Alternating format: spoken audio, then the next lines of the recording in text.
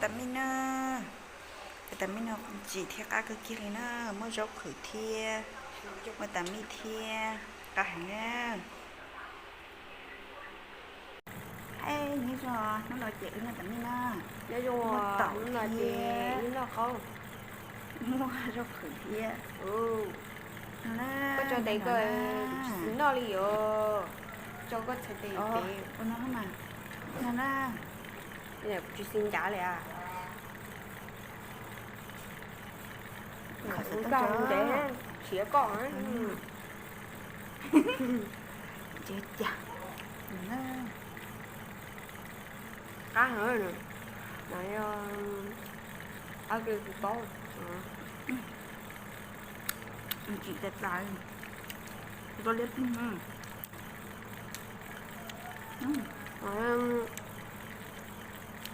cũng chưa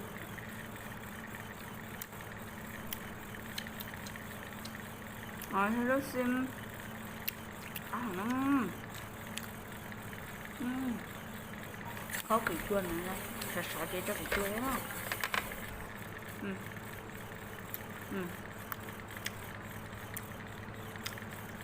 này thằng con nó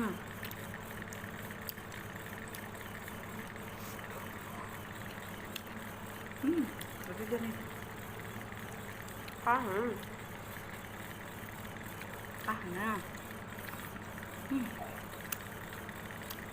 có gì chứ mình chỉ tí tí này hay dùng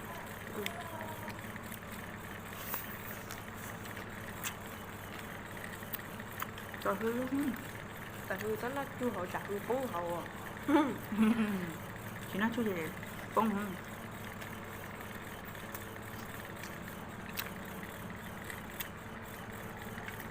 tổng nó tổng nó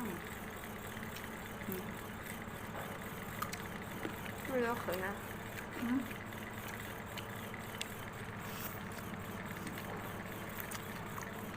chỉ chúng nó là đó cho bạn nó chung sao lại không chịu nó không mất tệ ta hả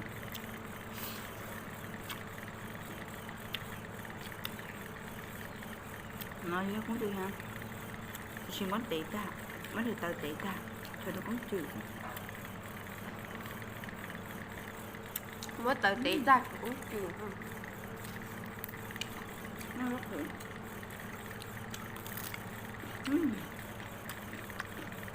ai rồi kìa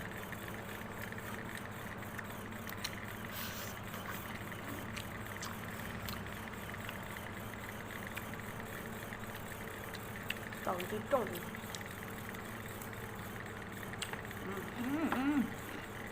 nè cho rồi luôn là mất tôi vẫn như lũ cho mà cho để nó đi chặt bóng nó lại tí chỉ đâu nó ai rồi kìa xíu xào bể đào xương có thật ra nó khoảng nó to sẽ trứng nóng cái nó sẽ trắng nó cái nó to sẽ trứng nóng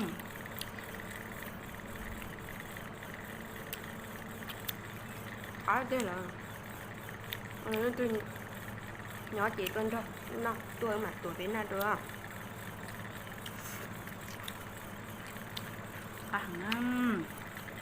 có to đẹp luôn tôi nhỏ chị tôi mà tuổi bên này được ngủ rồi nó chỉ có chè hôi cha đi rồi có thể khác nữa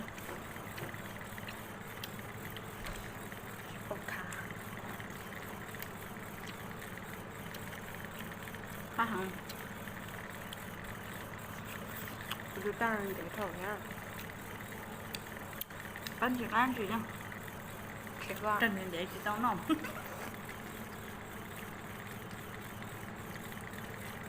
nó rất khá chấp nó rất phải chơi tầm nhìn mà chấp ra đi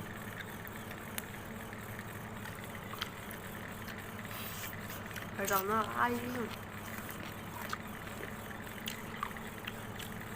nó toàn là mà ô té nhỉ nó cho nó chấp là Chứ kia quật gió nhồng, đó cái quật gió nhồng nó mà cá cha.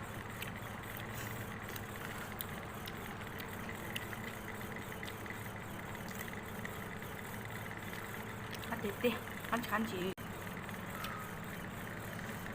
ngon lắm ngon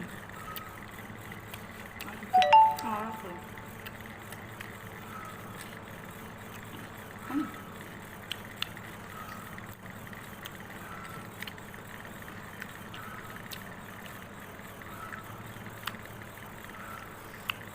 Tôi thứ khổng thì cho nên mua xịt. 자국국도 잡나? 그러니까 민요한 지도 때 가면 까 뭐시.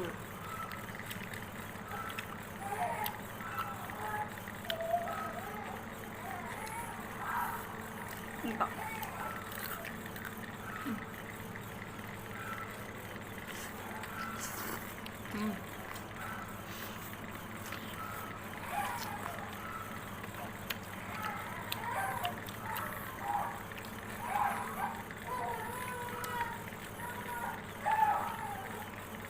đi tiền này.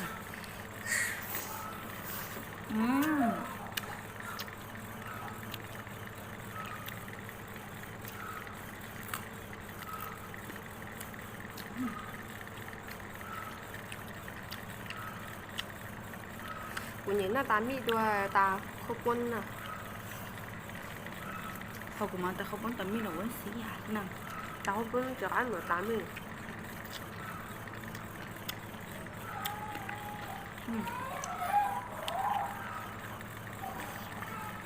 Tan đấy, chặt quá.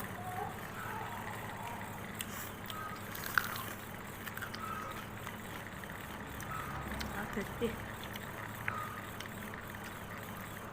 Ăn chừng ăn chừng.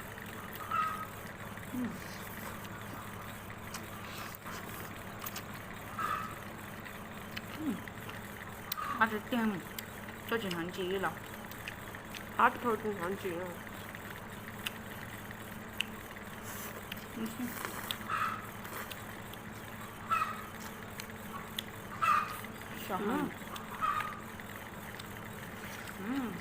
Thôi nó tầm một ý hơn chị mà mua hết đi.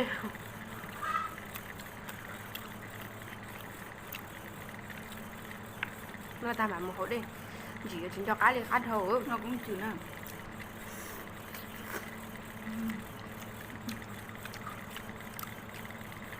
Cũng chịu.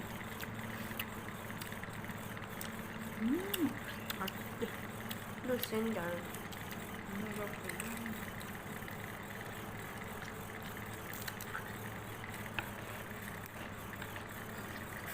Trời nóng hơi tái không?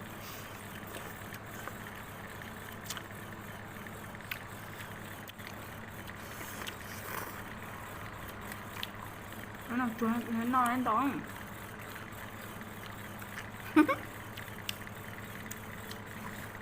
Nó chuối thì no lên đó. Cái chiếc sừng mà có sữa của sữa, có chỉ用của nó phải tôi cũng mà sẽ sẵn thế thì giang ngồi như thế nào.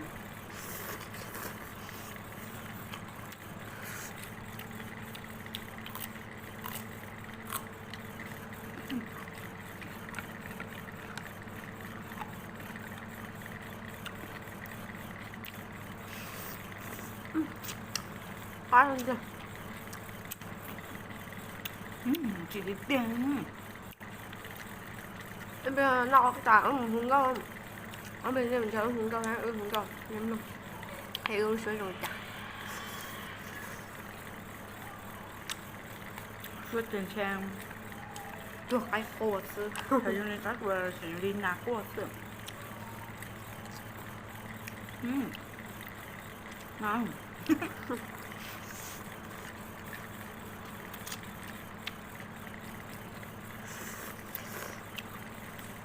Bác con dành gì hả? Anh phải ăn chứ. Đập lên thở. Có thể chỉ đập lên một rồi thấy giả đi không? Cái có bươi bé nó.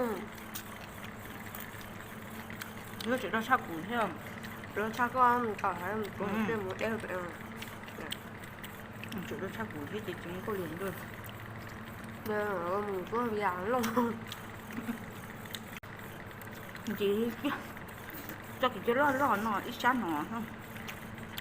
đây là cái chuối thì chúng cũng chừng hay là mình chưa mình chưa xa còn chứ 아, 진짜. 오늘 시장 게 cái hồi thế rồi tôi xuyên tàu cái hồi thế rồi xuyên tàu thì cũng là 근데 제가 하나 또 진다. muốn tuổi mày không sẽ cắt cưng còn là chín tàu hả nó tay nó tay đẻ của đứa châu lá rồi mình chơi nó tôi chẳng tay chồng trời nhau nhưng mà sẽ tao nông chút tiếc không bằng xí rốc tiền đâu nó trời nông cho nó cá sao tôi sẽ tao nông hết lắm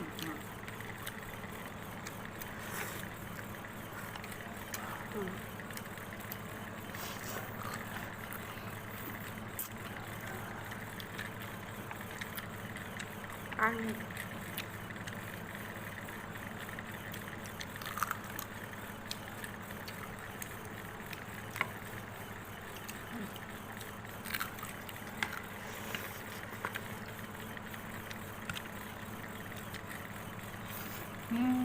con ra không có quay rồi câu kia có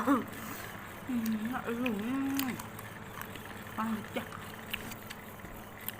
sao nó sẽ hảo tay không đừng lùa chẳng hơn rồi trong phòng chúng ta thấy tay của nó lùa nó hơn nó hẳn nó ho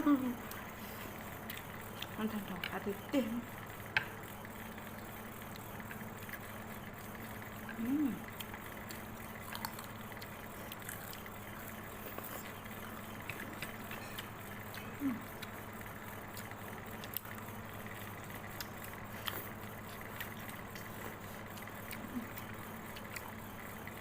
chụp ra tí tiền này mi là cá hấp rồi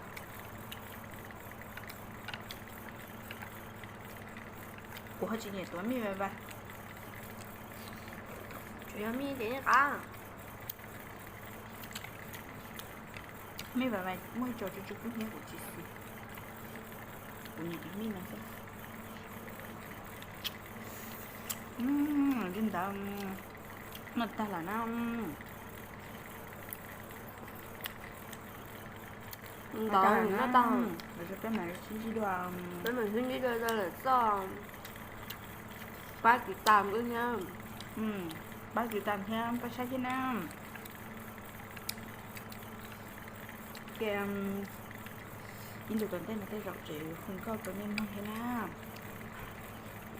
không thể bật cái ba sai theo ba chữ tạm nam nó ta là nó lũ phản à để cho bên mình xin chỉ đoàn